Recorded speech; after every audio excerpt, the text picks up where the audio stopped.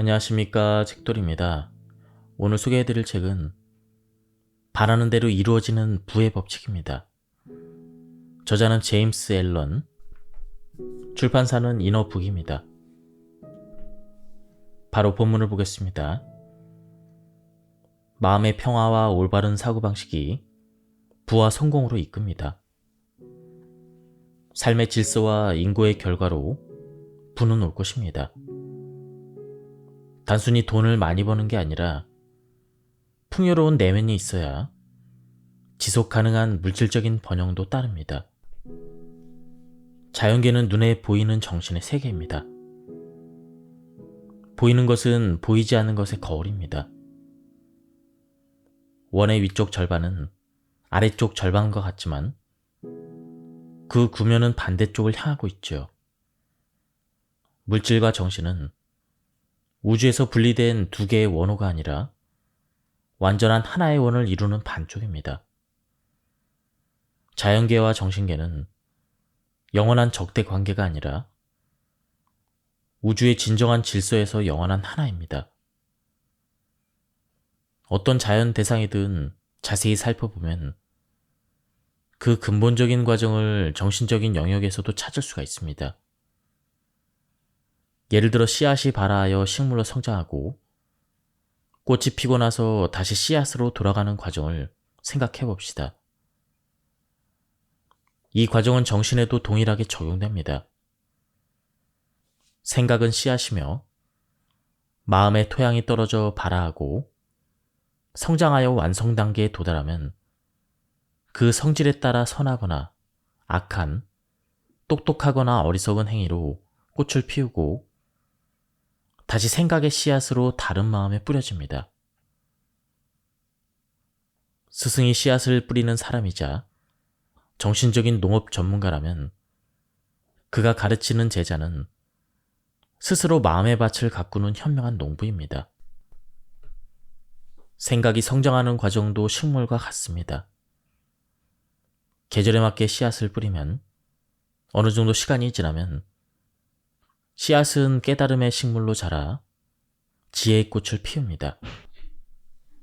게으름은 가난의 뿌리입니다. 근면함과 활력 있는 태도는 부를 창출하는 첫 번째 조건입니다. 지속적으로 노력하지 않으면 번영은 오지 않습니다. 에너지가 있어야 스스로 목적한 바를 이룰 수가 있습니다. 석탄은 불로 변하고 물은 증기로 변합니다. 이처럼 에너지 활력은 가장 평범한 능력을 활성화하고 강화해서 비범한 재능으로 탈바꿈합니다. 잔잔한 사람의 마음의 활력을 만나면 그동안 무기력하게 잠자고 있던 잠재력이 불처럼 활활 타오를 것입니다. 에너지는 도덕적으로 미덕이며 반대로 게으름은 악덕으로 간주합니다. 도덕성은 후천적으로 개발 가능하며 게으른 사람도 노력하면 활기차게 바뀔 수가 있습니다. 게으른 사람은 어려운 일을 만나면 못하겠다고 말합니다. 그러나 그때 활력이 있는 사람은 이미 그 일을 해내고 있습니다. 에너지가 있는 사람은 많은 사람이 아직 자고 있는 그 시간에 일어나서 이미 상당한 양의 일을 해내고 있습니다. 나태하고 게으른 사람이 기회를 기다리는 동안 적극적이고 활력 있는 사람은 기다리기보다 먼저 행동하고 기회를 만듭니다. 에너지는 활력으로 1차적으로 힘을 말합니다. 모든 행동을 구성하는 요소에 힘이 있으며 힘이 없다면 아무것도 할 수 없습니다. 우리가 살고 있는 지구, 그리고 우주는 아직 밝혀지지 않은 수많은 에너지가 존재하는 공간입니다. 이러한 에너지는 생명이기 때문에 에너지가 없다면 우주의 생명은 존재하지 못합니다. 사람이 죽었다는 것은 몸이 움직이지 않고 신체의 모든 기능이 작동을 멈췄다는 것을 말합니다. 그렇게 행동하지 않는다는 것은 죽은 것과 마찬가지라는 의미입니다. 그래서 사람은 정신과 육체 모두 움직이도록 설계되어 있습니다. 게으름을 피우라고 태어난 것이 아닙니다. 사람의 몸은 움직이지 않으면 각각의 기능이 도태됩니다. 세상에 존재하는 모든 것은 모두 존재의 이유가 있습니다. 그렇기 때문에 당신이 태어난 것도 그 목적이 있고 쓰임이 있는 것입니다. 그렇기에 게으른 사람에게는 부의 번영도 행복도 휴식할 만한 집과 안락함도 없습니다. 게으른 사람이 가장 힘든 일을 한다라는 격언이 있습니다. 게으른 사람은 체계적으로 일하는 법을 배우지 않았기 때문에 결국 힘들게 일할 수밖에 없습니다. 급할수록 돌아가라라는 격언처럼 빨리 서두르다가 오히려 시행착오를 겪을 가능성이 있습니다. 그래서 말만 많고 행동을 하지 않는 사람들을 조심해야 합니다. 주전자에 물을 끓일 때 생각해 봅시다. 물의 온도가 서서히 올라갈 때는 그다지 소음이 크지 않다가 물이 끓기 시작해 증기가 빠져나갈 때는 시끄럽습니다. 깊은 강물은 잔잔히 흐른다는 것을 기억해야 합니다. 거대한 우주는 크게 소리를 내지 않습니다. 고요한 곳에 강력한 힘이 존재하는 것처럼 자신의 마음을 잘 다스리는 사람에게 큰 힘이 있습니다. 누군가 당신에게 친한 척하며 접근한다면 조용하고 평화로운 사람은 차분하게 반응하여 상대를 즉시 정신이 번쩍 들게 해서 겸연쩍게 만들 것입니다. 그는 어떤 상황에서도 흔들리지 않듯 누구와 마주하더라도 당황하지 않습니다. 하지만 고요한 사람을 마주할 준비가 된 사람은 없습니다. 누구든 그런 사람 앞에 서면 스스로의 약점이 고스란히 드러날 수밖에 없습니다. 고요한 사람은 무의식적으로 평온함이 몸에 배어 있으며 단단한 내면의 힘으로 말합니다. 고요는 나른하게 늘어져 생명력이 없는 상태가 아니라 에너지가 고도로 집중된 상태입니다. 그 이면에는 오래된 지혜와 생각의 집중이 있습니다. 동요하고 흥분하는 마음에서 정신은 흐트러집니다. 마음이 흐트러져 있을 때는 책임감도 흐려지고 에너지도 중심을 잃기 쉽습니다. 신경이 예민하고 사소한 일에도 짜증을 내고 감정이 자주 흔들리는 사람은 주위에 좋은 영향력을 주기 어렵습니다. 이런 상태에서는 사람들을 끌어당기기보다는 무의식 중에 밀어내는 기운이 생깁니다. 늘 바쁘고 걱정이 많고 마음이 불안한 자신은 분명 열심히 살고 있다고 여기지만 실은 그 노력 속에 방향이 빠져버린 경우도 많습니다. 그래서 결국 결과는 기대만큼 따라오지 않고 사람들과의 거리도 점점 멀어집니다. 사실 성공하는 사람은 아무 걱정 없고 평안하고 고요한 사람입니다. 더 신중하고 더 많은 일을 온전히 능숙하게 처리할 줄 알고 더 침착하고 씩씩합니다. 이것이 바로 성공하는 사람들의 비결입니다. 고요한 사람은 스스로 에너지를 통제하고 사용하지만 반대로 실패하는 사람은 에너지를 남용하거나 제대로 사용하지 못합니다. 따라서 에너지는 부에 있어서 첫 번째 기둥이며 활력이 없으면 번영은 존재할 수 없습니다. 에너지가 없다는 것은 역량이 없다는 것을 뜻하는 것이죠. 부의 번영 에너지를 만드는데 여러 자질이 포함되어 있습니다. 이러한 자질은 다음 4가지로 나눌 수가 있습니다. 민첩성, 경각심, 근면, 성실성. 에너지는 이처럼 4가지 요소로 구성되어 있습니다. 이 4가지는 어떤 역경에도 끝까지 견딜 수 있는 만큼 튼튼하게 설계되어 있습니다. 이 4가지 모두 생명, 힘, 능력, 자기 발전에 꼭 필요합니다. 민첩성은 소중한 특성으로 신뢰의 밑바탕이 됩니다. 눈치가 빠르고 동작이 날쌘 사람, 시간을 잘 지키는 사람은 신뢰를 얻습니다. 그들은 맡은 일을 묵묵히 해내며 언제나 믿고 맡길 수 있게 믿음직한 모습으로 최선을 다합니다. 민첩한 상사는 직원들에게는 활력소가 되고 일하기 싫어하는 사람에게는 채찍이 됩니다. 따라서 스스로 제대로 일하기 어려워하는 사람들에게 건전한 훈육 수단이 됩니다. 이렇게 그들은 자신의 기량 향상과 성공을 돕는 동시에 다른 사람의 기량 향상에도 그리고 성공에도 이바지합니다. 지속적으로 지각을 하거나 일에 성의를 보이지 않는 태도를 보인다면 결국 함께 일하는 사람들에게 부담이 됩니다. 그런 모습을 계속 보인다면 조직에서 자리를 지키기 어려워지는 것도 자연스러운 결과입니다. 민첩성과 보안 관계에 있는 신중성과 그리고 신속성은 부의 번영을 위해 도움을 줍니다. 대체로 사업에서 적극적인 태도는 비용을 줄이는 힘이 되고 빠른 실행력은 이익을 만드는 힘이 됩니다. 미루기 좋아하는 사람 중에 사업에서 성공하는 사람을 나는 아직 본 적이 없습니다. 그런 사람 대부분은 사업에 실패했습니다. 그래서 경각심이 필요합니다. 경각심은 마음을 감시하며 모든 힘이 흐트러지지 않도록 지켜줍니다.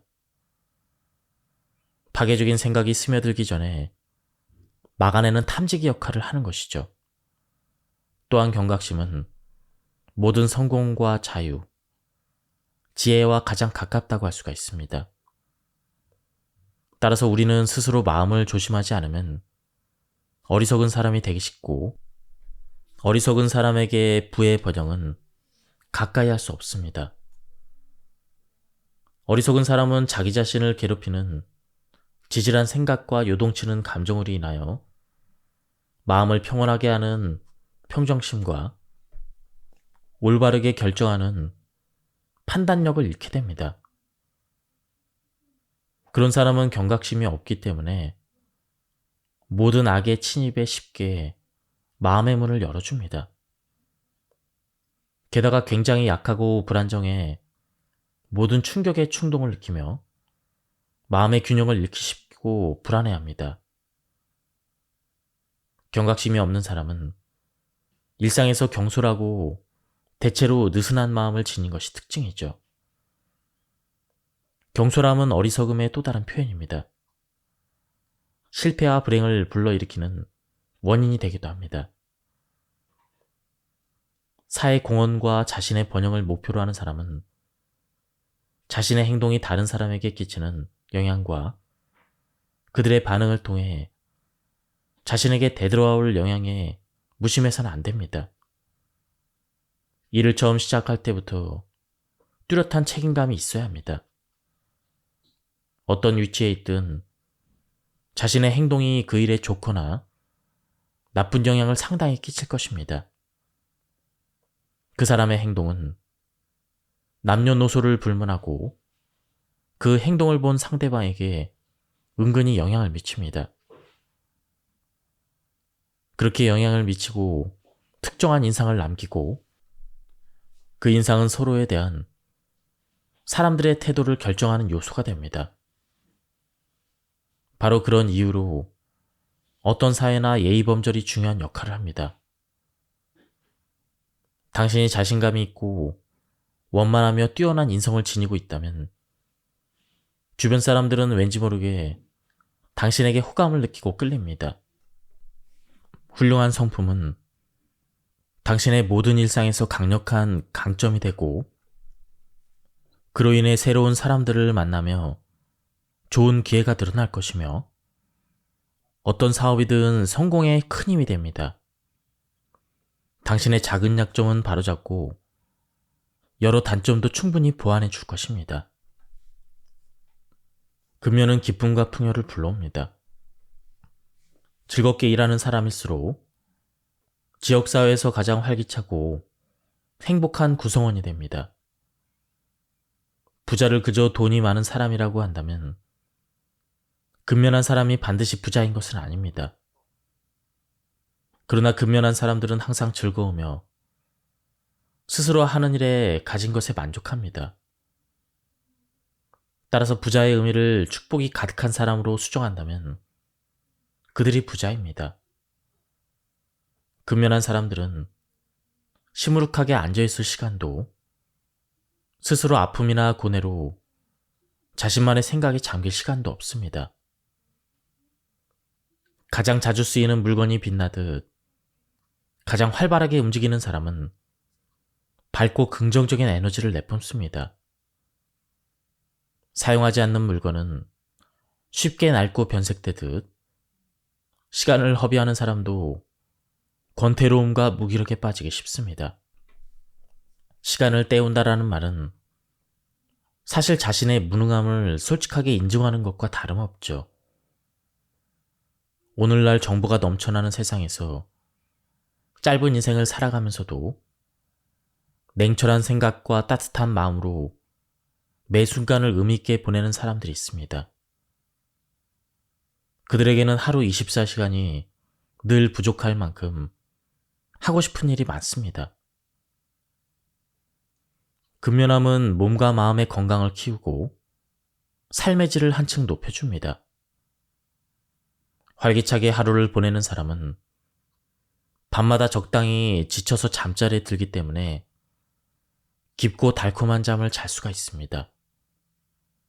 그리고 이른 아침에는 상쾌한 기분으로 새로운 하루를 맞이하며 힘차게 일에 몰입할 수가 있습니다. 이런 사람들은 식욕과 소화도 좋아서 건강을 유지합니다. 여가 시간에는 분위기를 즐겁게 만들고 일할 때는 힘을 북돋아주는 역할도 자연스럽게 합니다.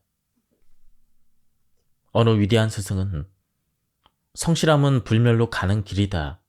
성실한 사람은 죽지 않고 방만한 사람은 이미 죽은 것과 같다. 라고 말했습니다. 성실은 어떤 일에 온 마음과 몸을 바쳐 있는 힘을 다하는 것을 뜻합니다. 우리는 활동함으로써 살아있는 것입니다.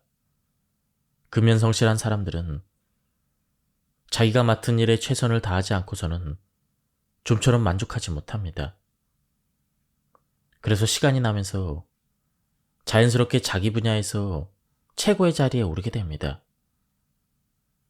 꾸준함과 정직함으로 쌓아 올린 실력은 결국 누구도 흉내낼 수 없는 깊이와 무게를 가지기 때문입니다. 세상에는 자기 일에 무관심하고 성의 없는 사람이 무척 많습니다.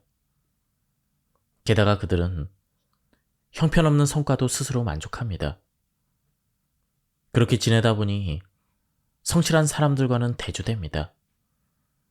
대충대충 살아가는 사람들은 성실하게 자신의 자리에 힘을 다하는 사람들과 비교해보면 늘 어딘가 허전해 보입니다. 시간을 헛되이 보내면 결국 삶에도 빈틈이 생기기 마련입니다. 실제로 성실한 사람은 각자 자기 영역에서 제 역할을 성공적으로 수행하고 있습니다. 앞으로도 그들은 그럴 것입니다. 이런 사람들은 꼼꼼하고 신중하며 부지런합니다. 그래서 어떤 일이든 최선을 다하기 전에는 마음을 편히 쉴 줄 모릅니다. 그리고 세상은 그런 사람을 그냥 지나치지 않습니다. 언제나 그들의 노력과 헌신을 눈여겨보고 있다가 물질적이든 혹은 정신적인 형태로든 꼭 보상하려 합니다. 돈과 명예, 좋은 사람들과의 인연, 영향력, 기회, 그리고 진정한 행복. 이 모든 것은 끊임없이 자신을 갈고 닦은 사람에게 자연스럽게 찾아옵니다. 당신이 상점의 주인이든 누군가에게 가르침을 전하는 영적 스승이든 자신이 가진 것을 최선을 다해 세상에 내어놓는다면 그 결실은 분명히 돌아옵니다. 걱정하지 않아도 됩니다. 당신의 성실함이 물건에 고스란히 담겨 있고 말과 행동에 스며들어 있다면 당신의 일은 번창할 것이고 당신이 믿는 삶의 원칙도 지켜낼 수 있습니다. 근면하고 성실한 사람은 일과 인격, 그 모든 면에서 빠르게 성장합니다. 그들은 멈추지 않기 때문에 살아있는 에너지 그 자체로 존재합니다. 멈춰있는 삶은 결국 죽음과 같기 때문입니다. 끊임없이 배우고 발전하며 자신을 키워나가는 사람은 그 안에 있는 생명력으로 정체도 무기력도 뛰어넘습니다. 절약은 부의 씨앗, 무분별한 소비는 부를 빼앗는 도둑입니다. 소득보다 소비를 줄이는 것이 진정한 부를 만듭니다. 지출 관리와 자산 증식은 습관에서 비롯됩니다. 아리스토텔레스는 자연은 진공을 싫어한다라고 했습니다. 자연에 진공이 생기면 다른 공기가 재빨리 그 부분을 채우는 것처럼 자연에는 낭비란 있을 수 없습니다. 신성한 자연은 모든 것을 보존하기 좋은 목적으로 사용합니다. 동물의 배설물 역시 새로운 탄생에 활용됩니다. 자연은 더러운 것을 제거하는 것이 아니라 그것을 변형하고 정화하여 아름답게 유용하게 선한 목적으로 이용합니다. 인간의 도덕적인 특징이자 보편적인 자연 법칙이 바로 절약입니다.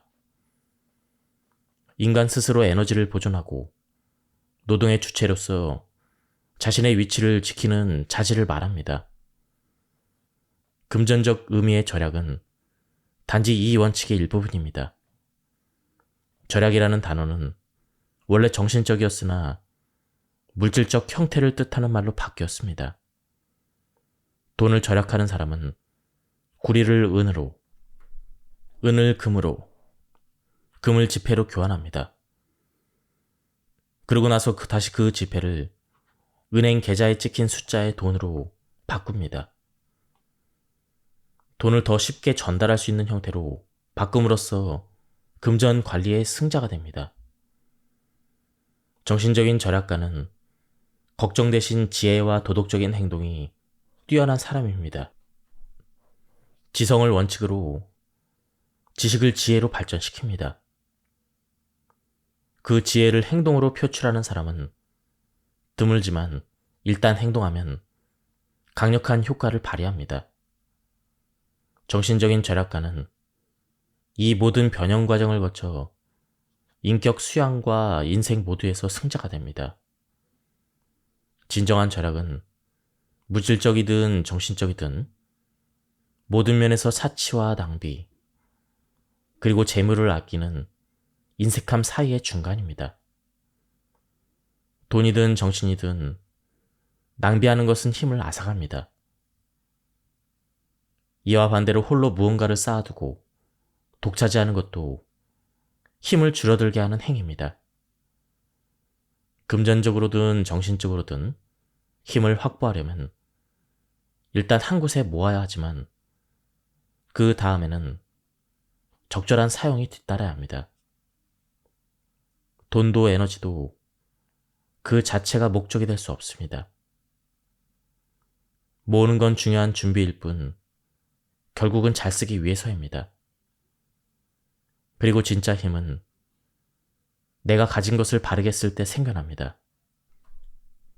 절약이라는 것은 돈과 음식, 옷, 오락, 휴식, 시간, 에너지, 이렇게 7가지 요소를 어느 한쪽으로도 치우치지 않는 것을 찾는 행위로 볼 수가 있습니다. 돈은 상품으로 교환할 수 있는 매개체이며 재산을 축적하는 대상입니다. 물질적인 부를 얻은 사람이나 빚을 지기 싫어하는 사람은 수입에 따라 지출을 고민해야 합니다. 갑자기 목돈이 필요할 수 있는 비상 상황을 대비해서 운용 자금 중 여윳돈을 남겨 저축 금액을 확보해야 합니다. 욕망을 충족시키기 위한 쾌락이나 위험한 사치는 무분별한 지출을 통해 돈을 낭비하고 힘을 파괴합니다.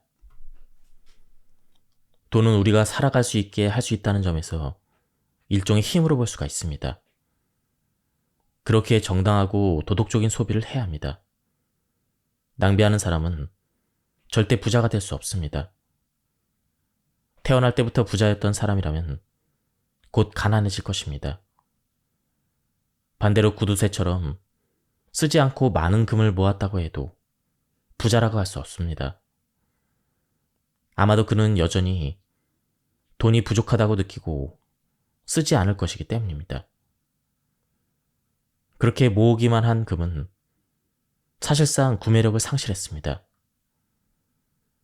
신중하게 검소한 소비를 하는 사람은 부의 번영을 향하는 그 길을 뚜벅뚜벅 걸어갑니다. 현명하게 소비하고 꼼꼼하게 저축하는 동안 늘어난 부를 바탕으로 그들의 영향력도 더욱 커질 것입니다. 부자가 되고 싶다면, 특히 가난한 사람이 부자가 되려면 밑바닥부터 시작해야 합니다. 본인의 분수를 알아야 합니다. 부자처럼 보이려고 하거나 부자처럼 보이기를 바라지 말아야 합니다. 오히려 가난한 사람들에게는 충분한 기회와 여지가 있습니다. 밑바닥에는 아무것도 없지만 위에는 모든 것이 있습니다. 그렇게 아래를 시작점으로 삼는 것은 안전합니다. 어리석게도 많은 젊은 사업가들이 과시하고 허풍을 떨어야 성공할 수 있다고 착각하고 행동합니다. 그러다가 좌절하는 사람들이 꽤 있습니다. 그러나 절망으로 이끈 사람은 그 누구도 아닌 자신입니다. 스스로를 기만했기에 벌어진 일이죠. 누구든 겸손하고 정직하게 사는 것이 본인의 능력을 부풀려서 광고하는 것보다 더 나은 성공을 보장할 것입니다. 만약 자금이 적다면 사업도 그에 맞게 작게 시작해야 합니다. 창업 자금은 사업 활동을 원활하게 해주는 관계입니다. 손에 낀 장갑이 딱 맞아야 하듯 자기 자본을 활용할 수 있는 역량만큼 사업을 키워갈 수가 있습니다. 자본을 활용할 수 있는 범위가 당장은 제한적이라도 점점 더 탄력을 받아 그 힘은 계속해서 영역을 넓히고 확장할 것입니다. 다만 주의할 점은 스크루지 같은 구두쇠가 되거나 흥청망청 돈을 쓰는 낭비벽이 심한 사람 같이 양극단에 이르지 않게 언제나 조심해야 합니다. 음식은 살아있는 힘이자 생명력, 체력, 정신력의 근원입니다. 다른 모든 것과 마찬가지로 먹고 마시는 것도 중용이 필요합니다. 부의 번영을 이루고 싶은 사람은 영양을 잘 섭취해야 합니다. 그러나 과식은 금물입니다. 마음이 인색하거나 금욕주의를 실천하느라 굶주리는 사람은 정신적 에너지를 떨어뜨리고 몸을 너무 허약하게 만듭니다. 그래서 어떤 커다란 성취도 이루기 어렵습니다. 그런 사람은 마음도 병들어서 실패하기 쉬운 여건에 놓이게 됩니다. 반대로 식탐이 많은 사람도 스스로 음식을 절제하기 어렵기 때문에 자신을 망가뜨립니다. 짐승처럼 커다랗게 변한 몸에는 질병을 일으키고 오염시키는 독소가 들어있습니다. 그렇게 될수록 정신은 점점 더 흉포해지고 마음도 혼란스러워져서 결국 무능해집니다. 폭식은 가장 수준이 낮은 동물에 가까운 악덕이며 중도를 걷고자 하는 모든 사람을 불쾌하게 하는 습관입니다. 가장 성공한 사람은 식생활에서 누구보다 절도를 지킬 줄 아는 사람입니다. 절대 과식하지 않으며 필요한 영양소를 골고루 섭취해서 몸과 마음을 최대한 건강하게 유지할 줄 압니다. 이렇게 절제의 미덕을 잘 아는 사람은 인생에서 투쟁이 필요할 때 활기차고 즐겁게 싸울 수가 있습니다. 부의 번영을 바라는 사람은 자기 일에서 먼저 성공을 해야 합니다. 특히 부자가 되고 싶지만 여전히 가난을 면치 못하는 사람이 있다면 편히 살고 싶거나 잠을 실컷 자겠다는 유혹에 빠져서 성공하기 어렵습니다. 인생의 본질은 안락함에 있지 않습니다. 진정한 가치는 유익한 일을 통해 성장하는 데 있고, 안락함은 그 여정에 도움이 될 때 비로소 의미가 있습니다. 게으름과 번영은 절대로 함께할 수 없으며 오히려 서로를 밀어냅니다. 게으른 사람은 성공할 수 없고 오히려 더 빨리 실패하고 추락하기 쉽습니다. 휴식은 우리가 다시 힘을 내기 위해서 일하기 위한 준비 과정일 뿐 마음껏 게으름을 피우기 위한 시간이 아닙니다. 몸과 마음이 충분히 회복되었을 때 휴식의 목적은 온전히 이루어진 것입니다. 노동과 휴식이 완벽한 균형을 이룰 때 비로소 건강과 행복, 그리고 진정한 번영이 찾아옵니다. 부의 번영을 이루려면 아침 8시 이전을 어떻게 보내는지가 관건입니다. 모든 조건이 같다면 아침 6시에 일어나는 사람은 8시까지 자는 사람보다 늘 한 발 앞서 나갑니다. 과도한 수면은 인생이라는 경쟁에서 큰 약점이 됩니다. 잠꾸러기들은 일찍 일어나는 경쟁자보다 매일 2~3시간 늦게 일과를 시작합니다. 시간을 절약하고 싶다면 삶에서 가지치기 해야 할 것들이 많이 있습니다. 스스로 생각하기에 아끼거나 간직하고 싶거나 추구하는 것 중 일부를 더 중요한 인생 목표를 위해 희생해야 합니다. 일상에서 중요하지 않은 것들을 파악해서 제거하는 일은 부의 번영을 위해 꼭 필요합니다. 모든 위인은 이런 절약을 능숙히 해냈기 때문에 위대해질 수가 있었습니다. 마음과 언행에서도 가지치기를 통해 목표를 방해하는 모든 것들을 제거해야 합니다. 그것도 일종의 절약입니다.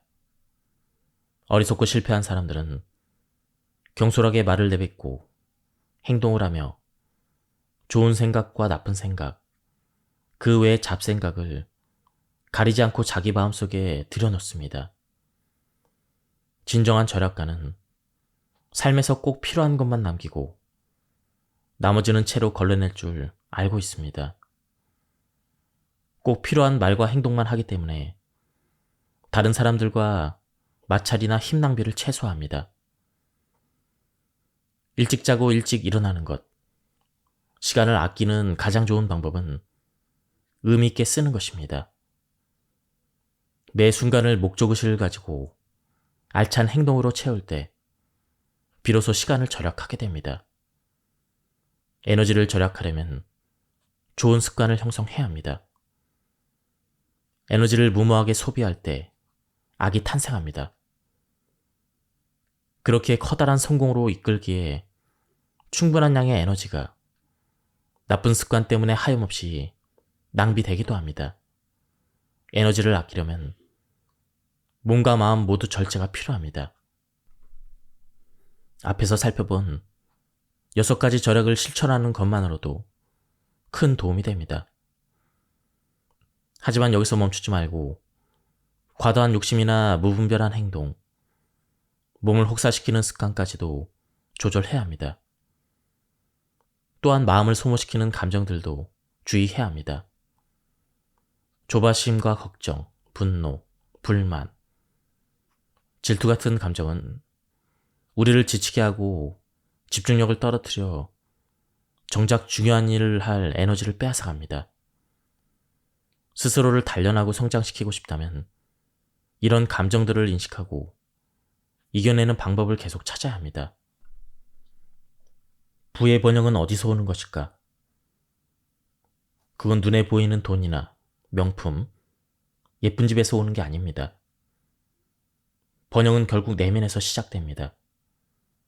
삶을 바라보는 태도, 흔들리지 않는 마음, 그리고 도덕적인 힘에서 비롯되어 그것이 결국 풍요와 기쁨이라는 모습으로 겉으로 드러나는 것이죠.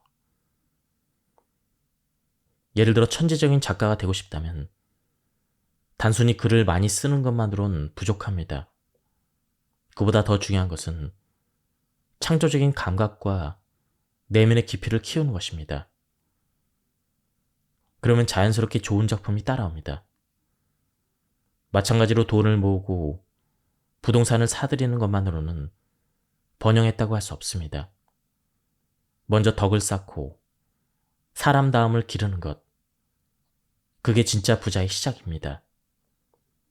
미덕이 있는 사람은 그 자체로 기쁨을 품고 있습니다. 반대로 돈이나 물건 자체는 아무런 기쁨을 주지 못합니다. 생명도 없고 감정도 없습니다. 그렇다면 행복은 어디서 오는 것일까요? 당연히 우리 마음속에서부터 찾아옵니다. 아무리 많은 걸 가져도 내 안에 행복을 담아둘 그릇이 없다면 아무런 소용이 없습니다. 물질은 우리가 잘 다스려야 하는 도구입니다. 우리가 끌려다녀야 할 대상이 아닙니다. 내가 물질을 소유해야지 물질이 나를 소유하게 두면 안 됩니다. 내가 삶을 이끌어야지 세상 기준에 이끌려 허덕이면 안 됩니다. 도덕적 기준과 지혜를 가지고 자기 일을 바르게 해나간다면 물질적인 부는 반드시 따라오게 되어 있습니다. 신의 나라는 당신 안에 있다라는 말처럼 나는 실제로 진심으로 행복하게 살아가는 부자들을 본 적이 있습니다. 그들은 관대하고 따뜻하며 늘 기분 좋게 웃는 사람들입니다. 하지만 반대로 돈은 많지만 항상 불행하고 외로운 부자들도 봐왔습니다. 그들은 자기 안에 기쁨을 키우지 못한 채 돈만 붙잡고 살아갑니다. 수입이 아무리 많아도 행복하지 않다면 그것이 진짜 부의 번영일까요? 진정한 부자는 내면이 충만하기 때문에 물질도 균형 있게 다룰 줄 압니다. 반면 불행한 부자는 텅 빈 마음을 외적인 소유로 채우려 합니다. 그래서 번영이란 결국 도덕성 위에 세워진 삶, 그리고 내가 가진 것을 어떻게 잘 쓰고 나누느냐로 완성되는 것입니다. 외부에서 자유롭고 싶다면 먼저 내면이 자유로워야 합니다. 마음이 이기심과 두려움에 얽매여 있다면 아무리 돈이 많아도 결국 돈에 이끌려 다니는 인생이 될 뿐입니다. 그때 돈은 자유의 도구가 아니라 나를 속박하는 쇠사슬이 됩니다. 겉으로 번듯해 보이는 성공이나 부는 사실 보이지 않는 내면의 힘에서 비롯됩니다. 마치 어떤 건물이 오랫동안 잘 서 있다는 건 그 아래 단단한 기초가 있다는 것이죠. 눈에는 보이지 않지만 기초 공사가 되어 있어야 건물이 무너지지 않듯 우리가 이루는 모든 지속 가능한 성공 뒤에는 반드시 정신적이고 도덕적인 기반이 자리 잡고 있습니다. 그 기반은 다름 아닌 인격입니다. 어떤 외적인 조건도 넓은 세상을 다 뒤져봐도 인격 말고는 진정한 번영의 토대를 대신할 수 없습니다. 진짜 부는 단순히 돈이 많다가 아니라 그보다는 복지, 평안, 건강함, 안정감, 그리고 마음의 충만감이 있는 삶입니다. 만약 부자가 되었는데도 늘 불안하고 욕심과 비교 속에서 괴롭다면 그건 진짜 부자라 할 수 없습니다. 오히려 그 돈이 짐처럼 느껴지고 자기를 얽매는 족쇄가 될 수도 있습니다. 반면에 도덕적으로 성숙한 사람은 항상 축복 속에 살아갑니다. 혹시 인생의 한 부분에서 실패했더라도 인생 전체로 보면 결국 조화롭고 건강하게 완성됩니다. 양심이 편안하고 명예로우며 따뜻한 성품이 있는 사람은 그 자체로 삶의 질이 높고 풍요롭습니다. 그리고 이런 삶에는 수많은 좋은 일들이 따라옵니다. 그러니 도덕적인 내면 없이 얻게 된 돈이나 성공은 결국 마음 한켠을 공허하게 만들 수밖에 없습니다. 진짜 번영이란 내면으로부터 차오르는 충만감과 그것을 삶에 제대로 녹여내는 능력입니다. 마음을 정화시켜야 합니다. 모든 진정한 정신적인 가르침은 한 가지 목적을 가지고 있습니다. 바로 우리의 생각을 정화하고 마음을 맑게 하는 것입니다. 이 방향으로 나아가는데 성공했을 때 우리는 진정한 내면의 회복과 해방을 경험합니다. 그것은 지금의 혼란스럽고 불안한 사고에서 벗어나 더 맑고 고요한 의식 상태로 나아가는 여정입니다. 하지만 오늘날 정신적인 가르침을 말하는 이들 중 상당수는 그 본질을 놓치고 있습니다. 허황된 이론과 자기 중심적인 주장들로 머릿속을 채운 채 정작 중요한 진실은 외면한 채 살아갑니다. 이런 말들은 마음을 일으키기보다는 혼란만 더하고 결국 우리 삶을 변화시키지 못합니다. 반면에 시대를 초월한 지혜를 남긴 현자들은 늘 같은 이야기를 전합니다. 마음을 정화하고 올바르게 생각하고 바르게 행동하라는 것이죠. 이렇게 할 때 우리는 지금보다 더 깊은 통찰과 강한 의지력, 그리고 삶을 변화시킬 수 있는 내면의 힘을 갖게 됩니다.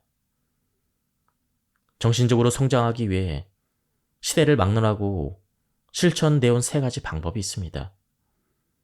바로 향상심, 명상, 그리고 헌신입니다. 향상심은 나를 더 나은 방향으로 이끄는 열망입니다. 명상은 내면을 들여다보며 정화하는 시간이고, 헌신은 나보다 더 큰 가치에 나를 맡기는 태도입니다. 구약 성경의 한 구절에서도 이렇게 말합니다. 그 마음의 생각이 어떠하면 그 위인도 그러한즉 결국 사람은 마음속에서 무엇을 생각하느냐에 따라 그 존재 자체가 결정됩니다. 생각을 바꾸면 인생도 바뀝니다. 새로운 사고 습관을 세우면 새로운 자신이 될 수 있습니다. 더 이상 반복되는 후회, 어리석은 행동에 휘둘리지 않고 나를 괴롭히는 감정에서 벗어나게 됩니다. 단순히 좋은 사람을 흉내내는 것이 아니라 스스로의 깊은 내면에서 솟아나는 힘을 믿고 따르는 것, 그것이 진정한 변화의 시작입니다. 우리는 대부분 외부 자극에 반응하면서 하루를 시작합니다.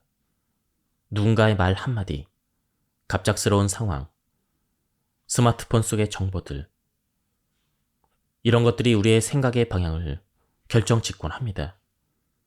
그리고 우리는 이런 생각의 흐름에 충동적으로 이끌리며 변화는커녕 같은 자리를 맴돕니다.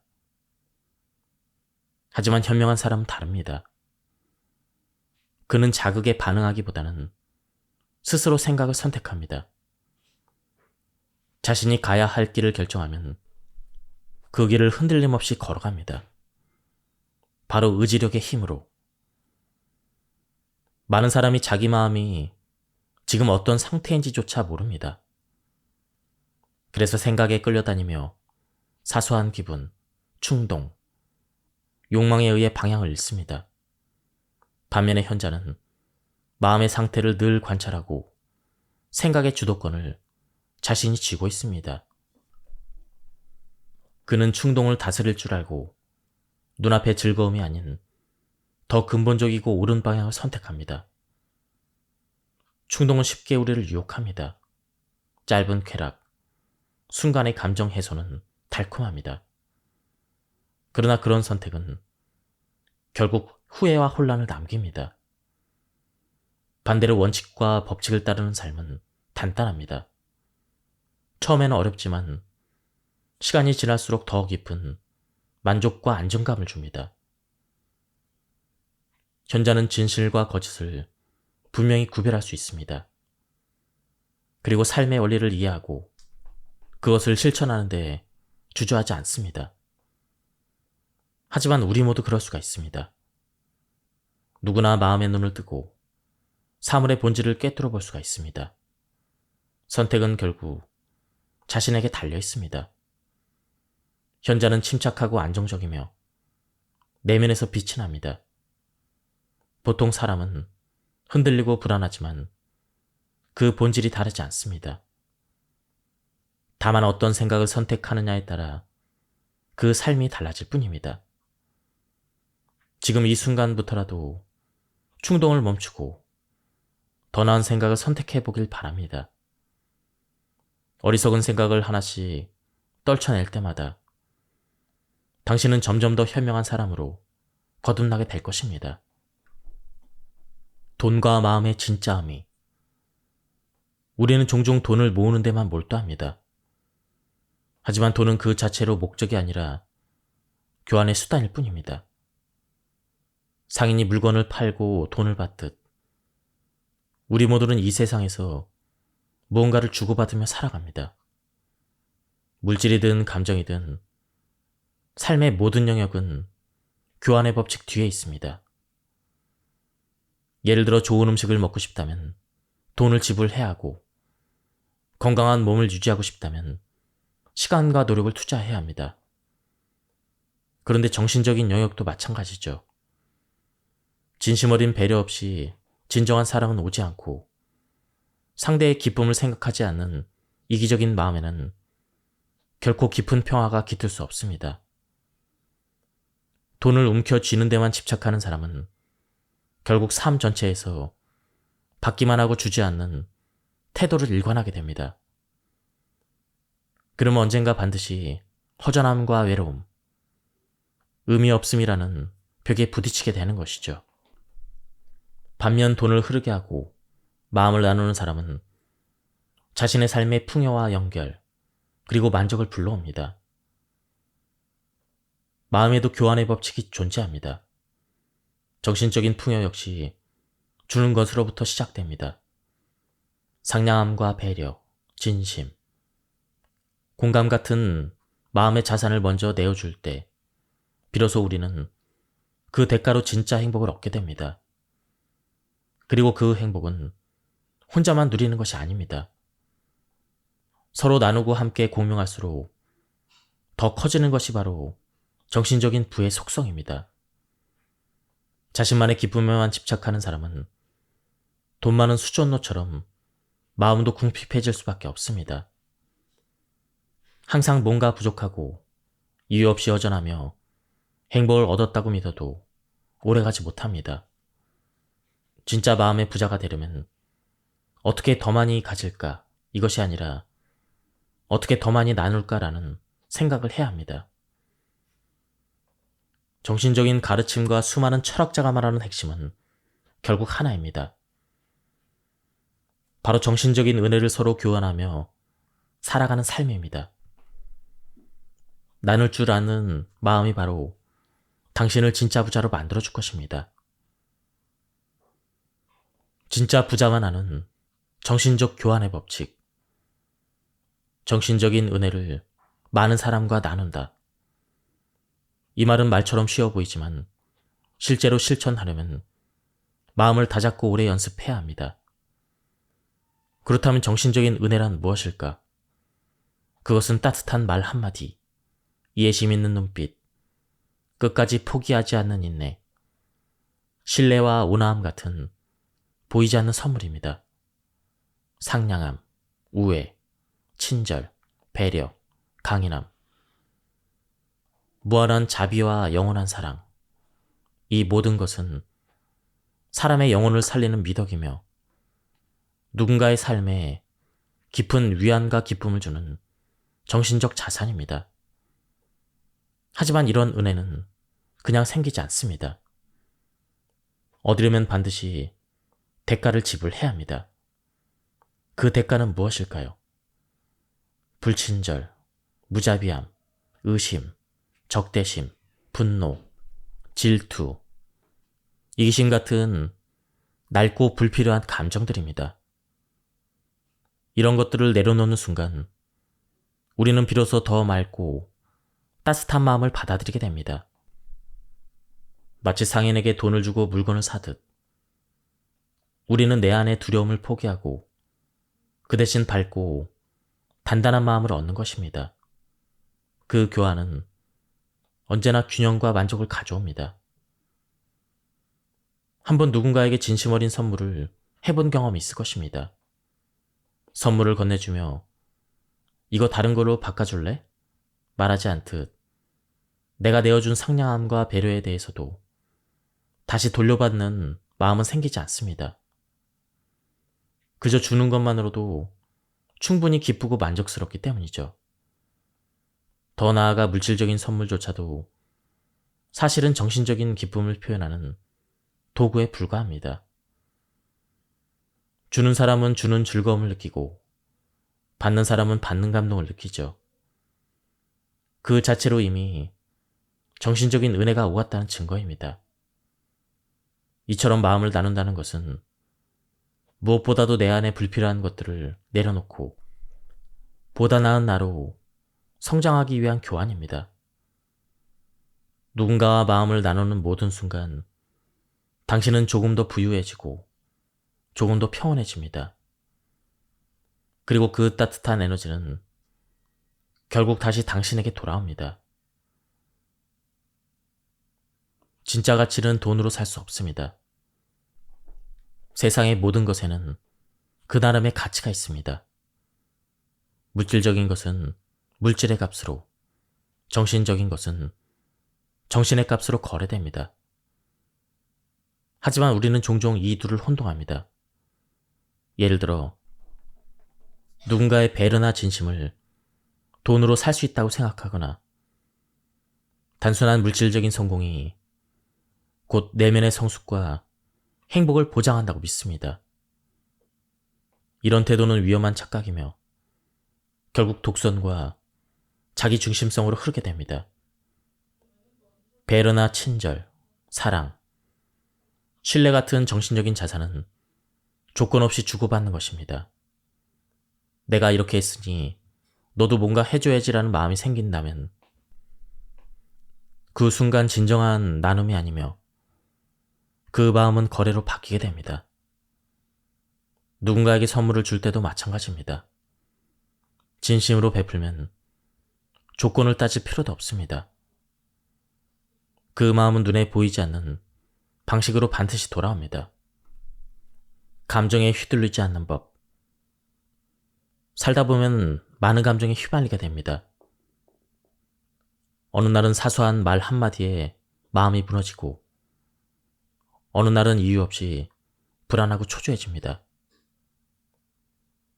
하지만 이런 감정의 파도 속에서 우리가 꼭 붙잡아야 할 것이 있습니다.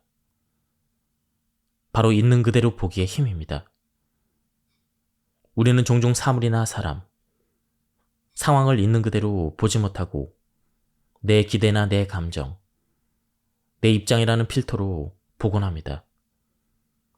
이 필터는 때때로 상황을 왜곡시키고 불필요한 오해나 상처를 만들어냅니다. 심리적으로 불안하고 지칠수록 사소한 일에 더 민감해지고 생각이 부정적으로 흐르기 쉽습니다. 그러나 이럴 때일수록 나의 감정과 현실을 구분해서 보는 훈련이 필요합니다. 있는 그대로 보려는 태도는 우리 삶을 혼란에서 평온으로 바꿔주는 강력한 내적인 힘입니다. 감정에 끌려다니지 않고 상황에 압도당하지 않으며 나를 나답게 지킬 수 있게 해줍니다. 물론 이건 하루아침에 완성되지 않습니다. 하지만 매일 조금씩 연습하다 보면 다시 평정심을 찾고 내 삶의 중심을 내가 잡을 수 있게 됩니다. 지나간 슬픔을 떠올려 봅시다. 그때는 세상이 무너지는 것 같았지만 시간이 지나고 나서 보면 왜 그렇게 괴로워했을까 싶을 정도로 별것 아닌 경우가 많이 있습니다. 우리는 괴로울 때 잃어버린 것만 보고 가진 것을 보지 못합니다. 슬픔이라는 감정 하나에만 집중하다 보면 인생 전체를 보는 눈이 흐려지고 사물의 진짜 크기조차 가늠하지 못합니다. 그래서 때때로 어릴 적 혹은 젊은 시절의 고미를 돌아보면 피식 웃게 됩니다.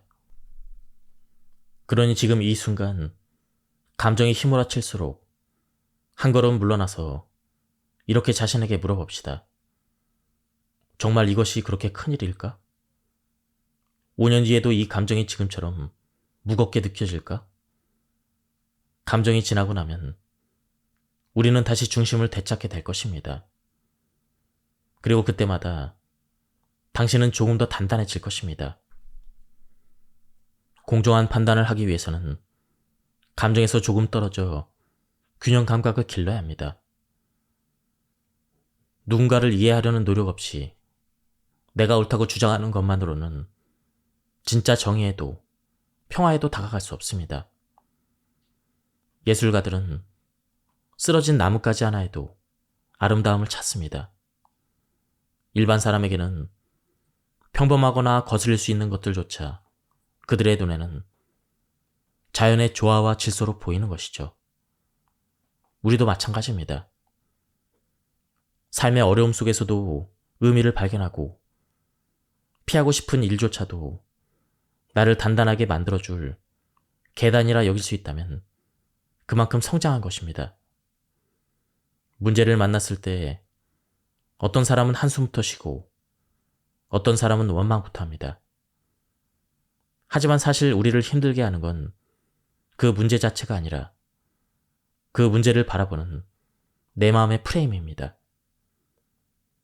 사물을 왜곡하지 않고 보는 힘, 감정에 치우치지 않고 중심을 지키는 균형 감각은 그 자체로서 효율적인 훈련이자 삶의 기술입니다. 이 균형을 익히면 이전엔 쉽게 흥분하거나 반감이 들던 상황도 좀 더 온화하게 바라볼 수가 있습니다.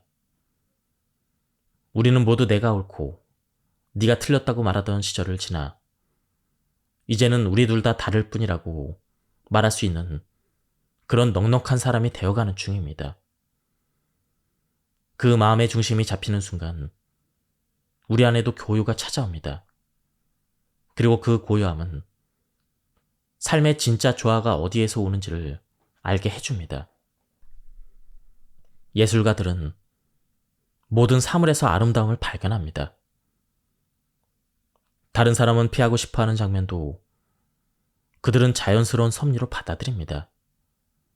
그 눈은 사물의 본질을 보기 때문입니다. 인생도 마찬가지죠. 불행해 보이는 순간 아니면 피하고 싶은 사건도 내가 좀 더 깊이 바라볼 수 있다면 그 안에 삶의 중요한 메시지가 숨어 있다는 걸 알게 됩니다. 문제가 생겼을 때 우리가 걱정하거나 분쟁하게 되는 건 사실 문제 그 자체 때문이 아니라 그것을 바라보는 우리의 생각과 감정의 틀 때문입니다. 왜 이런 일이 생겼을까? 왜 나에게만 이런 일이 반복될까? 이런 생각은 어쩌면 내 안에 있는 이기적인 기대나 현실을 있는 그대로 받아들이지 못하는 환상에서 비롯된 것일 수도 있습니다. 사물의 진짜 가치를 도덕적으로 넓은 시선으로 인식하려는 훈련이 필요합니다. 이 훈련이 쌓이면 편견이 가득했던 사람도 점점 더 부드럽고 온화한 조력자로 바뀔 수가 있습니다. 지금까지 이 책에 대한 리뷰를 모두 마쳤습니다. 이 책은 제임스 앨런의 책 2권을 현대적으로 해석한 책인데요. 먼저 부의 번영을 위한 8가지 법칙, 그리고 완벽하게 부의 번영을 지속하는 길, 이렇게 2개의 장으로 나눠져 있습니다. 제가 발췌 요약해서 설명드렸기 때문에 맥락이 많이 끊겼습니다. 한번 책을 구해서 읽어보실 것을 추천드립니다. 여기서 리뷰를 마치도록 하겠습니다. 감사합니다. 안녕하십니까, 책돌입니다. 오늘 소개해드릴 책은 위대한 생각의 힘입니다. 저자는 제임스 앨런, 출판사는 문해 출판사입니다. 저자 소개를 간단하게 하겠습니다. 제임스 앨런, 20세기 문학계의 거인으로 불리며 전 세계적으로 몇백만 부의 판매고를 올린 베스트셀러 작가이다. 그러나 정작 작가 자신에 대해서 알려진 것은 그가 1864년 영국 레스터에서 태어났다는 사실 정도이다. 아버지의 파산과 죽음으로 어린 나이에 가족의 생계를 떠맡아야 했던 앨런은 38살이 되었을 때 인생의 전환기를 맞는다. 톨스토이의 영향을 받아 공허한 삶의 회의를 느낀 그는 영국 남서부 해안 작은 마을 일프 라콤으로 이사한 뒤 사색의 삶을 추구한다. 바로 본문을 보도록 하겠습니다. 사람의 인격은 자기 마음에 품은 생각을 담게 마련이다. 이 말은 사람이란 존재 전체뿐 아니라 삶의 모든 조건과 상황을 포괄하는 넓은 의미를 갖는다. 문자 그대로 사람이란 스스로의 생각과 같으며 인격이란 자신의 생각을 모두 더한 것이다. 식물이 씨앗 없이는 생겨날 수 없으며 씨앗에서부터 싹을 틔우듯 인간의 모든 행위는 생각에 보이지 않는 씨앗 없이는 밖으로 표출될 수 없다. 의도적인 행동뿐 아니라 무의식적이고 우발적인 행동 역시 생각에서 비롯된다. 인간은 자연의 섭리대로 성장하는 존재이다. 잔재주로 만들어진 창조물이 아니다. 가시적인 물질 세계와 마찬가지로 원인과 결과는 생각이라는 보이지 않는 영역에서도 어김없이 분명하게 존재한다. 신을 닮은 숭고한 인격은 하늘의 은총으로 또는 우연히 얻어지는 것이 아니라 옳은 생각만을 하려는 꾸준한 노력이 낳은 자연스러운 결과, 즉 숭고한 생각을 오랫동안 소중히 간직해온 대가이다. 마찬가지로 천박하고 야만스러운 인격은 비열한 생각을 계속해서 마음속에 품어온 끝에 나타난다. 사람을 성공시키거나 파멸시키는 것은 다름 아닌 그 자신이다. 생각이라는 무기고에서 우울함과 무기력과 불화 같은 무기를 만들어 자신을 파멸시킬 수도 있고 환희와 활력과 평화가 넘치는 천국과 같은 집을 지을 도구를 만들 수도 있다. 올바른 생각을 선택하여 진실로 행함으로써 인간은 신과 같은 완벽한 경지에 오를 수가 있다. 반대로 생각을 함부로 하거나 악용하면 짐승 이하의 존재로 전락하고 만다. 이 양극단 사이에 온갖 등급의 인격이 있으며 인격을 창조하고 소유하는 것은 바로 자신이다. 영혼에 관한 모든 아름다운 진실 중에서도 인간이 자기 생각의 주인이자 인격 형성의 주체이며 상황과 주위 환경과 운명을 만들어 나가는 존재라는 사실보다도 더 기쁘고 보람된 것은 없다. 이는 신의 숭고한 약속이며 비밀이다.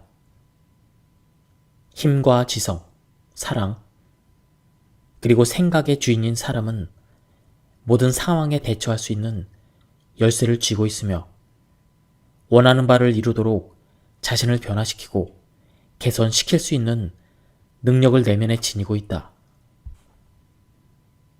시리에 빠져 나약해져 있을 때조차도 사람은 언제나 자기 자신의 주인이다. 하지만 나약함과 타락에 젖어 있다면 그는 자신의 집안을 잘못 다스리는 어리석은 주인이다. 사람의 마음은 정원과 같아서 지혜롭게 가꿀 수도 있고 광야가 되도록 방치해 둘 수도 있다. 그러나 가꾸건 방치하건 싹은 반드시 돋아난다. 제대로 씨를 뿌리지 않는다면 어디선가 잡초씨가 날아와 쓸모없는 잡초만 무성해진다. 정원사가 정원을 가꿀 때 잡초를 뽑고 자신이 원하는 꽃과 과일나무를 심듯 인간은 마음속의 정원을 가꿔야 한다. 그릇되고 무익한 불순한 생각의 잡초는 뽑아버리고 제대로 된 유익하고 순수한 생각의 꽃과 과실을 완벽에 가깝게 길러내야 한다. 사람이 스스로를 외부 조건의 산물이라고 믿는 한 주변 상황은 계속해서 그에게 고통을 안겨줄 것이다. 하지만 자기 스스로가 창조적인 힘이며 상황에서 자라난 자기 존재에 숨겨진 토양과 씨앗을 다스릴 수 있다는 사실을 깨닫는다면 자신의 참된 주인이 된다. 자신을 정화하고 절제하는 훈련을 쌓은 사람이라면 누구나 상황이 생각에서 자라난다는 것을 안다. 상황의 변화는 정신적 변화에 정비례한다.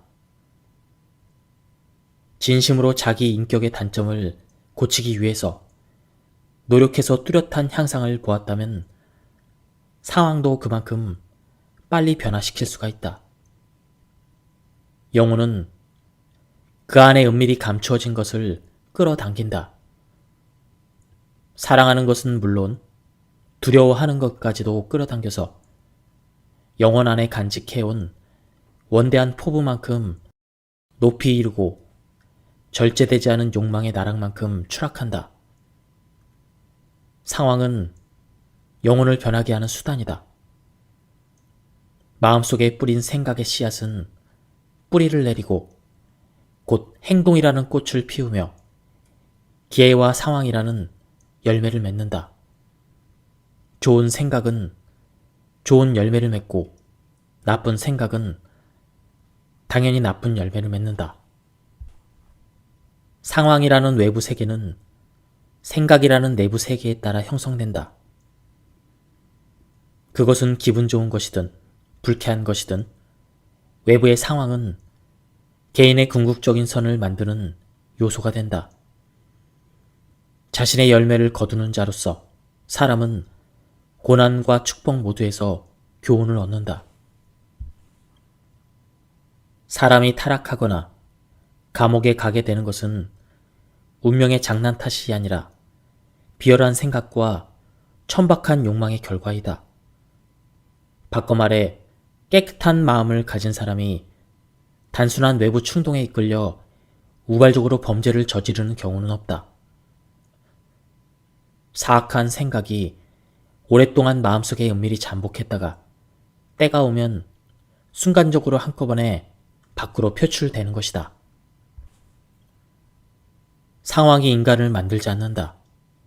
상황은 인간 내면이 외부로 드러나는 것에 불과하다. 사악한 마음이 없는데도 악의 구렁텅이로 빠지거나 꾸준히 수양을 쌓지 않았는데도 순수한 행복의 경지에 이르는 법은 없다. 생각의 지배자이자 주인인 사람은 자신을 창조해내고 자신의 상황을 만들고 결정하는 존재이다. 사람은 상황을 개선하려고 안간힘을 쓰지만 정작 자기 자신을 개선하는 데는 소홀하다. 그러므로 우리는 한계에 부딪힐 수밖에 없다. 자기 희생을 두려워하지 않는 자는 마음먹은 일을 반드시 성취한다.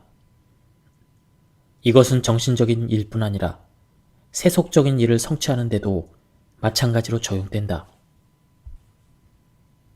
거대한 부를 축적하는 것이 유일한 목표인 사람조차도 자신의 목표를 성취하기 위해서는 많은 희생을 치러야만 한다.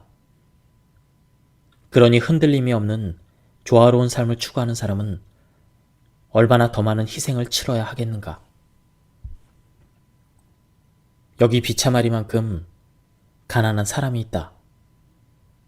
그는 자신의 처지와 가정 형편이 좀 더 나아지기를 갈망하면서도 언제나 이를 게을리하고 고용주가 임금을 충분히 주지 않기 때문에 그를 속여도 꺼리낄 것이 없다고 생각한다.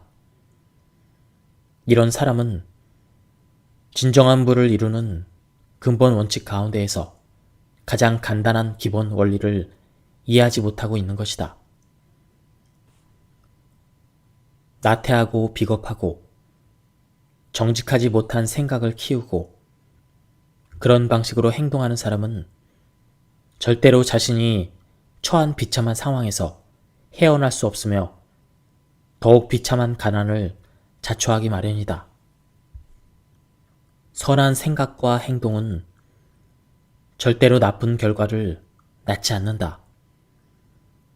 악한 생각과 행동은 절대로 좋은 결과를 낳지 않는다. 이것은 콩 심은 데 콩 나고 팥 심은 데 팥 난다란 그런 속담 그대로이다. 사람은 자연세계의 이러한 법칙을 알고 이에 따라 일하면서도 정신과 도덕 세계에서 역시 이러한 단순한 엄정한 법칙이 적용된다는 사실은 알지 못해서 그에 따르지 않는다. 고통은 나쁜 생각을 한 결과이다. 자기 자신 또는 존재의 법칙과 조화를 이루지 못했다는 표시이다. 고통을 가장 현명하게 활용하는 유일한 방법은 내면에 불순하고 쓸모없는 모든 것을 태워버리고 정화시키는 것이다. 순결한 사람에게는 고통이 사라진다. 모든 불순물을 제거한 후에는 더 이상 금을 불에 달굴 필요가 없듯 완벽하게 순수한 깨달음을 얻은 존재는 더 이상 고통을 당하지 않는다. 자신의 상황을 직접 선택할 수는 없지만 자신의 생각은 선택할 수 있으므로 간접적이지만 확실하게 자신이 원하는 상황을 만들 수가 있다. 자연의 섭리는 사람이 제일 많이 하는 생각이 충족되도록 도와준다. 그리고 선한 생각이 되었건 악한 생각이 되었건 그 생각이 빨리 현실로 이루어지도록 기회를 제공한다. 사악한 생각을 버리면 세상은 그를 따뜻하게 맞아주고 기꺼이 도움의 손길을 뻗는다. 나약하게 뒤틀린 생각을 버리면 그의 굳은 결심을 도우려는 기회의 손길이 여기저기서 나타난다. 선한 생각을 키워나가면 어떠한 역경도 비참하고 수치스러운 삶으로 그를 떨어뜨리지 못한다. 세상은 자신이 만드는 만화경이다. 바뀌는 색채의 조합처럼 언제나 변화하는 생각에 따라 정교하게 바뀌는 그림을 세상은 우리에게 보여준다. 육체는 정신의 하인이다. 육체는 정신의 작용에 따른다. 의도하건 부지불식간에 표출되건 육체는 반드시 정신의 작용에 따른다. 옳지 못한 생각을 하면 육체는 급속히 병으로 쇠약해진다. 즐겁고 아름다운 생각을 하면 육체는 젊음과 아름다움을 얻는다. 병과 건강은 상황과 마찬가지로 생각에 그 뿌리를 두고 있다. 병든 생각은 병든 육체로 나타난다. 두려움은 총알처럼 사람을 죽음에 이르게 할 수도 있다. 두려움은 수많은 사람을 서서히 죽음으로 몰아간다. 병마의 두려움에 사로잡힌 사람들, 그 사람들이 병에 걸린다. 불안은 육체를 빠른 속도로 쇠약하게 하며 마침내 병에 이르게 한다. 불순한 생각을 하면 실제로 이를 행하지 않는다 하더라도 곧바로 신경계가 손상된다. 완벽한 몸을 갖고 싶다면 마음을 잘 다스려야 한다. 몸을 새롭게 가꾸고 싶다면 마음을 아름답게 가꿔야 한다. 악의와 질투, 실망, 낙심에 찬 생각은 육체에서 건강과 품위를 빼앗아간다. 나쁜 인상은 우연히 얻어지는 것이 아니라 나쁜 생각 때문에 그렇게 되는 것이다. 보기 싫은 주름살들은 어리석음, 탐욕, 그리고 자만심 때문에 생긴다. 나는 소녀처럼 밝고 해맑은 얼굴을 가진 96살 된 할머니를 알고 있다. 또 아직 중년이 되려면 멀었는데도 얼굴이 주름살로 덮인 남자도 알고 있다. 할머니는 부드럽고 밝은 성격 때문에 젊음을 유지하는 것이고, 남자는 탐욕스럽고 불만에 가득 찬 성격 때문에 나이보다 더 빨리 늙어버린 것이다.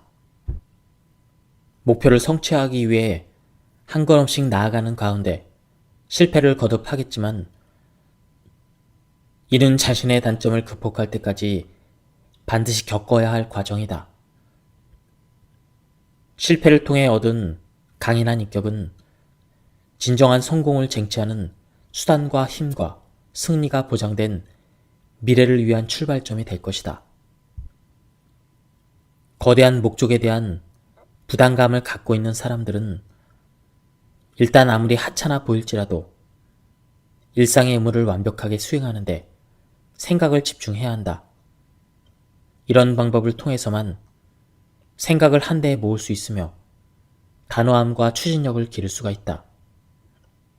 이 과정을 거치면 이루지 못할 것이 없다.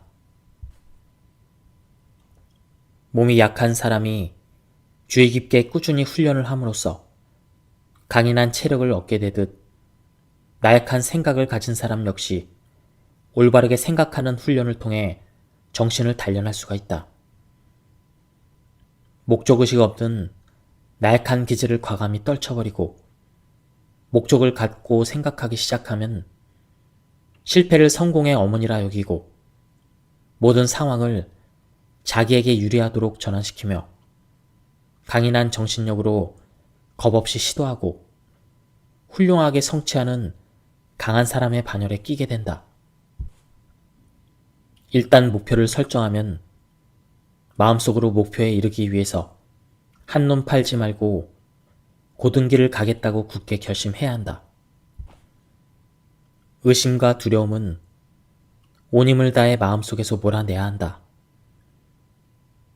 그것들은 노력이라는 고든 길을 망가뜨리고 휘게해서 쓸모없게 만들어버린다. 두려움과 의심에 가득 찬 생각으로는 절대로 아무것도 이룰 수 없고 언제나 실패할 뿐이다. 꿈이 있는 자들은 세계를 구원한다. 눈에 보이는 세계가 눈에 보이지 않는 것들로 유지되듯 사람 역시 모든 시련과 재해와 더러움에 허덕여도 외롭게 꿈꾸는 이들의 아름다운 비전으로 삶이 윤택해지는 것이다. 인류는 꿈이 있는 자들을 잊을 수 없다. 그들의 이상이 빛바래고 사라지게 놔두지 않는다. 인류는 그들의 꿈속에 살며 그들의 꿈이 언젠가 눈에 보이는 실체가 되리라는 사실을 알고 있다. 작곡가, 조각가, 화가, 시인, 선지자, 현자와 같은 이들은 미래를 만들고 천국을 건설하는 자이다. 이 세상이 아름다운 것은 그들이 존재하기 때문이며, 그들이 없다면 고통에 시달린 나머지 인류는 멸망할지도 모른다. 아름다운 비전을 간직하고 마음속에 숭고한 이상을 품은 사람은 언젠가는 이를 실현한다. 미지의 세계에 대한 비전을 간직했던 콜럼버스는 신대륙을 발견했다. 우주의 다양성에 대한 비전을 키우던 코페르니쿠스는 그 신비를 증명했다. 티 한 점 없는 아름다움과 완벽한 평화가 있는 영적인 세계를 꿈꾸던 석가모니는 결국 그 세계로 들어갔다. 자신의 비전을 소중히 간직하라. 자신의 이상을 소중히 간직하라. 마음을 흔드는 음악, 마음속에서 우러나오는 아름다움, 순수한 생각 위에 드리워진 사랑스러움을 소중히 간직하라. 모든 즐거움과 천국 같은 세계는 바로 그 속에서 자라난다. 이러한 것을 소중히 간직한다면 마침내 당신이 꿈꾸던 세계를 만들 수 있을 것이다. 원하면 얻을 것이고 갈망하면 이룰 것이다. 숭고한 꿈을 꾸어라. 그러면 자신이 꿈꾸는 대로 이루어진다. 비전은 언젠가 이루어질 당신의 모습에 대한 약속이며 이상은 당신이 드러낼 참 모습에 대한 예언이다. 자신을 다스리는 법을 터득한 온화한 사람은 다른 사람에게 자신을 맞추는 법을 알고 있다. 그렇게 되면 사람들은 그의 영적인 힘을 우러러보게 되고 그를 귀감으로 여기고 의지하게 된다. 마음이 고요할수록 더욱 큰 성공을 거두고 다른 사람에게 더욱 큰 영향을 미칠 수 있고 더 큰 선을 행할 수 있게 된다. 평범한 사업가일지라도 자제력과 평정을 키워나가면 사업은 더욱 번창할 것이다. 사람들은 언제나 안정된 사람과 거래를 하기를 원하기 때문이다. 불순하고 불결하고 이기적인 영혼은 한치의 오차도 없이 불운과 재난을 향해 기울어진다. 순수하고 이타적이고 고귀한 영혼 역시 한치의 오차도 없이 행복과 풍요를 향해 기울어진다. 모든 영혼은 자신과 같은 속성을 끌어당기기 마련이며 자기 내면의 속성과 어긋나는 것을 받아들이는 법이 없다. 이 사실을 깨닫는다면 신성한 법칙의 보편성을 인정해야 한다. 사람들이 여기를 봐라, 저기를 봐라 한다고 줏대없이 따르지 마라. 신의 왕국은 바로 그대의 마음속에 있다. 당신이 해야 할 일은 이 말을 믿는 것이다. 의심이 거친 마음으로 믿고 이해가 될 때까지 사색하라. 그렇게 하면 자기 안에 있는 세계를 정화하고 바르게 건설할 수 있을 것이다. 그리고 하나의 깨달음에서 다른 깨달음으로 옮아가는 과정에서 자신이 다스리는 영혼의 경이적인 능력뿐만 아니라 외부의 사물이 얼마나 무력한지 깨닫게 될 것이다. 모든 힘의 원인은 모든 나약함과 마찬가지로 자기 안에 있다. 모든 행복의 비밀과 모든 불행의 비밀과 마찬가지로 자기 안에 있다. 자신의 내부를 벗어난 발전은 있을 수 없으며 지식의 조화로운 향상 이외에 풍요와 평화에 이르는 확실한 길은 없다. 이 길이 처음에는 황량해 보일 수도 있다. 진리로 통하는 길은 언제나 그렇다. 실패와 망상에 이르는 길은 처음에는 매혹적이고 황홀해 보인다. 하지만 진리의 길을 걷겠다고 마음먹고 꾸준히 정신을 수양하고 나약함을 몰아내고 영혼의 힘을 발휘한다면 외적인 삶에 찾아오는 마술 같은 변화에 놀라게 될 것이다. 악취가 코를 찌르는 흙에서 가장 아름다운 꽃이 자라듯 가난이라는 검은 흙에서 인간의 가장 아름다운 꽃이 피어왔다. 시련이 있고 극복해야 할 만족스럽지 못한 환경이 있는 곳에 미덕은 가장 찬란하게 그 영광을 드러냈다. 당신이 가혹한 고용주 밑에서 일하며 지독한 대우를 받고 있다고 가정해보자. 이건 역시 당신의 수양에 필요하다고 생각하라. 고용주의 퉁명스러움을 다정함과 용서로 돌려주자. 평소에 끊임없는 인내와 자기절제의 훈련을 쌓도록 하자. 이 불리한 상황을 정신과 영혼의 힘을 고양시킬 기회로 돌려라. 그러다 보면 당신이 묵묵히 보여준 귀감과 영향력이 당신의 고용주에게 교훈을 주어 자신의 행동을 점점 부끄럽게 여기게 될 것이다. 동시에 당신은 영적인 성취를 달성해서 새롭고 친절한 환경으로 들어가게 될 것이다. 자신이 노예라고 해서 불평을 늘어놓지 말고 품위 있는 품행으로 자신을 바로 세워 노예의 수준에서 벗어나라. 다른 사람의 노예라는 것을 불평하기 전에 자기 자신의 노예가 되지 않도록 노력해야 한다. 엄중한 시선으로 자신의 내부를 천천히 살펴보자. 아마 그 안에서 비굴한 생각과 비굴한 욕망을 발견할 수 있을 것이다.